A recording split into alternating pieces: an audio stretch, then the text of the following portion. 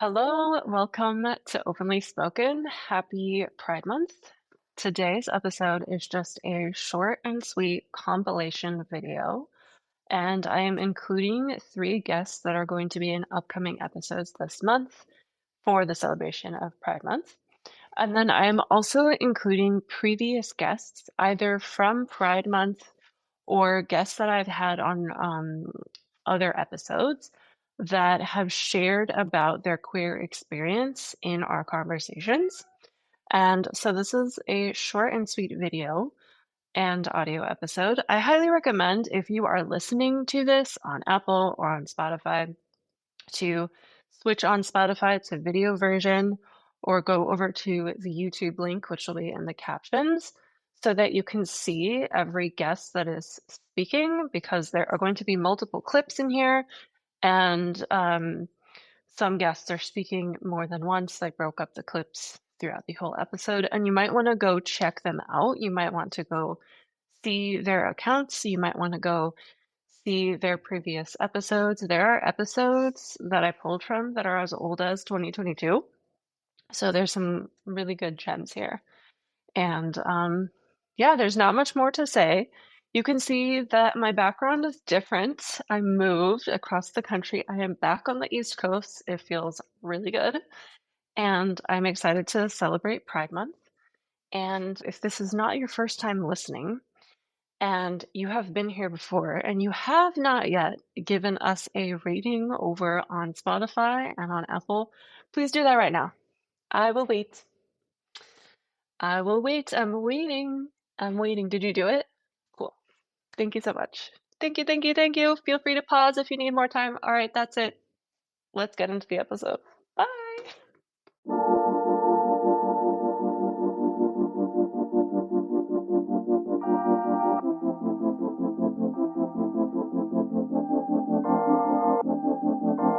Welcome to Openly Spoken, the podcast to help you show up, speak out, and be seen in healthy relationships. On this show, we talk about self-love, sexuality, relationship tips, including ending the cycle of toxic relationships, and healing and thriving after heartbreak. Hi, I'm your host, Celia, and I am a certified sex, love, and relationship coach, helping ambitious women with a history of toxic relationships feel deeply connected in healthy love. These are such important topics that every woman deserves, so if you could leave this show a rating and a review on Apple Podcasts or Spotify to help more women find this, it would mean the absolute world to me. Thank you so much for being here today. Now let's dive into the show.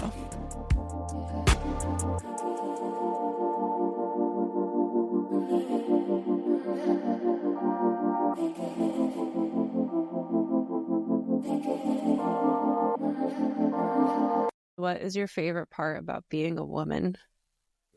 Breasts. No. I think that's my favorite part about being a lesbian. Let's see. Hello, straights. Straights.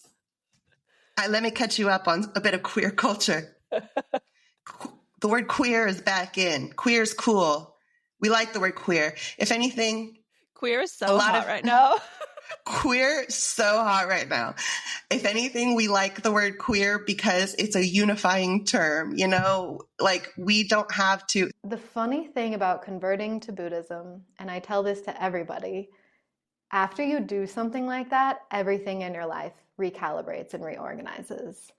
And again, I'm still with the same boyfriend. This is 4 years. All through this. Oh, yeah. Wow. Okay. Through all of this, I am still trying hard to make it work. Yeah. And it's funny because I invited him to come to my ceremony and he was just like, this is all getting a bit much. Like, why do you have to convert? All of that. And I remember thinking like, this isn't going to last much longer. Like, I knew that when I decided to put on those robes and take those vows, that everything was going to change in a way that I could not imagine. Yeah. I knew that I was doing something very drastic. And I did it, and literally I felt like a glow in my face. Like, I just felt like my whole energy changed. 2 weeks later, I was moving out of his house. Like, I I have to start over.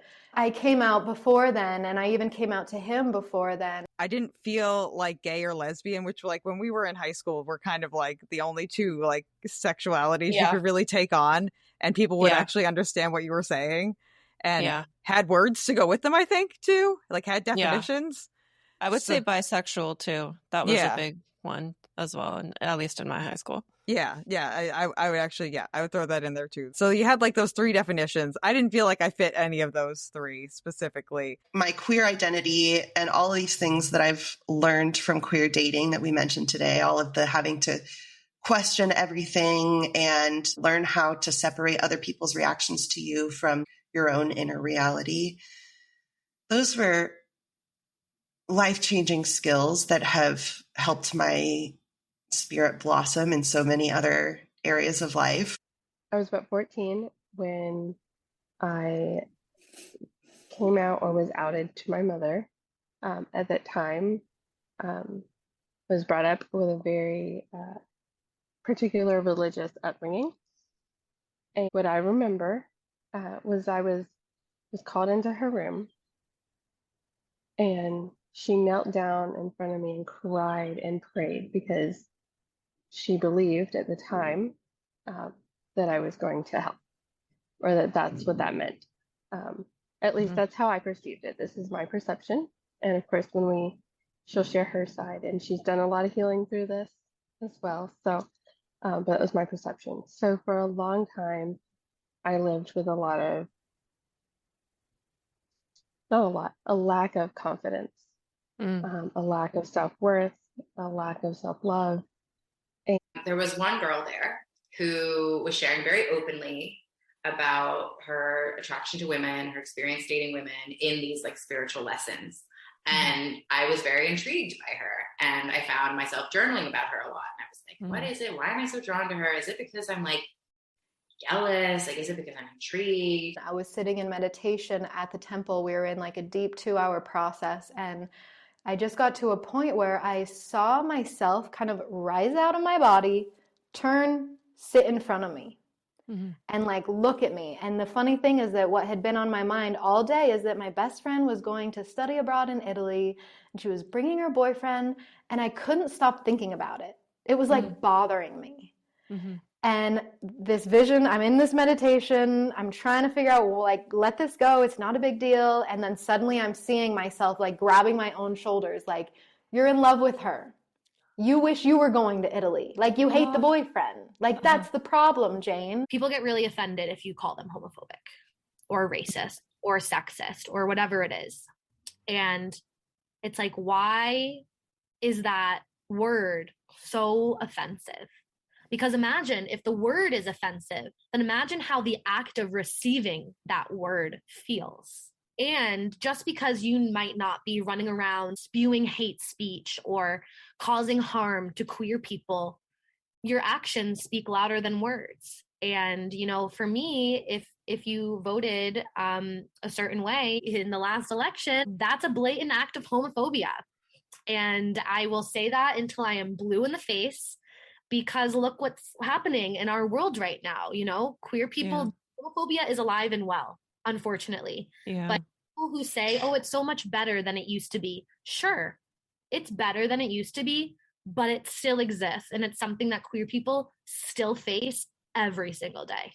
It was a bit scary though. I never shared photos of my partner until way later. But once I did it, definitely it was very much liberating. And even if you may think, but it's been so long, like you've been out for more than 20 years. Well, still, you need to still keep coming out every single time to every single person you know. I want to live in a world where I don't need to come out of the closet. Yeah. Where if I say my wife, people don't do a double take and say, you're what? I've seen that so often because I don't present as, you know, look gay necessarily. Yeah, whatever that means. Like, whatever that means. Exactly. And it was almost like I threw a fit at myself in this spiritual meditation. It was like, think about that girl and that time and all of this. And like, whoa. And it was like, why won't you just accept who you are? I wanted to stop what I was doing and run away from that place and get so far away. And the thing in places like that is that it's very rude to just get up and leave. And so I had to stay there and deal with it. I really had all this time to just really process everything. And I realized after 2 weeks, I was like, I'm in love with her. Like my heart was so open. Like there was no conditioning, none of these like fears and barriers. It was the purest experience of love I'd ever had. And it was so like, I was like holding space for myself. What was also interesting was I didn't begin to be like, what does this mean? What's my label? Like I didn't go down all those paths. It was purely, I could just be present with that experience of like, that is what this is. Yeah. And that's just what it is. Some people love getting really nitty gritty with their labels. And I love that for them because that means they've really taken time to sit with themselves and contemplate who they are.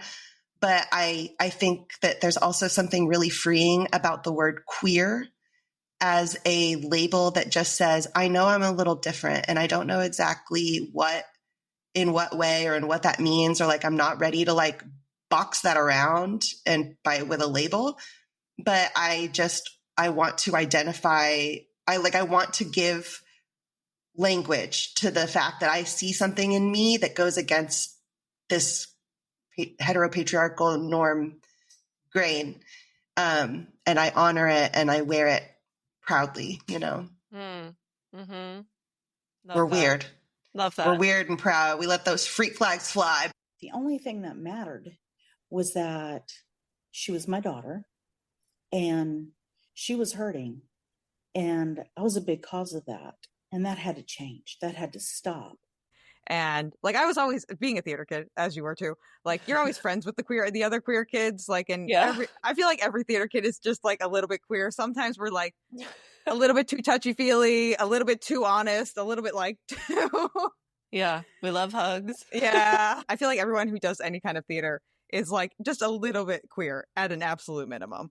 And you don't look gay. I'm like, what does that mean? Like, you have to have a buzzed head or what? Like, lots of therapy, lots of yoga. And I think that's something you have to undo before you can redo.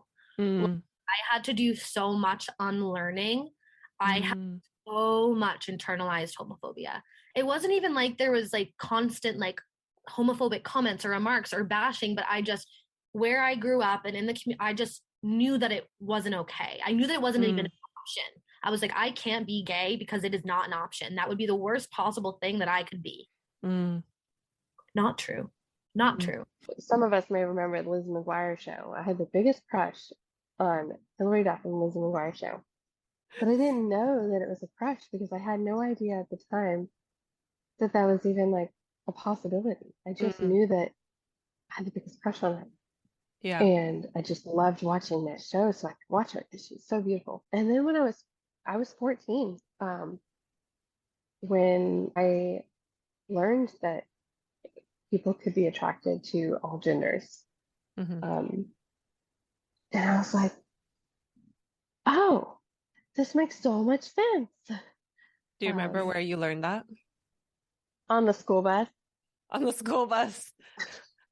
The school bus is a great place to learn wisdom as a kid. That's where we all learn. We learn where babies come from. We learn all the things on the school.